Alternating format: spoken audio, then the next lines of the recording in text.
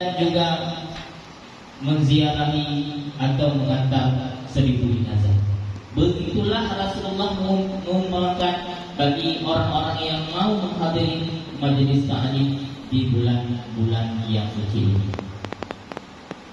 Maka oleh karenanya dengan hadirnya bulan Ramadan, semoga bulan Ramadan ini bukan menjadi Ramadan yang percuma bagi kita, bukan Ramadan yang sia-sia bagi kita.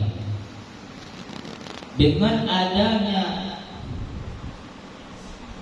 kita di dalam daerah bersama para guru kita, manfaatkanlah waktu sebaik-baiknya, manfaatkanlah ilmu dan segala wawasan sebaik-baiknya. Dengan adanya ilmu, dengan adanya wawasan dari guru-guru kita, maka kelak kita bisa mengetahui, kita bisa mempelajari serta mempraktekkan ibadah secara benar dan satu pandangan agama.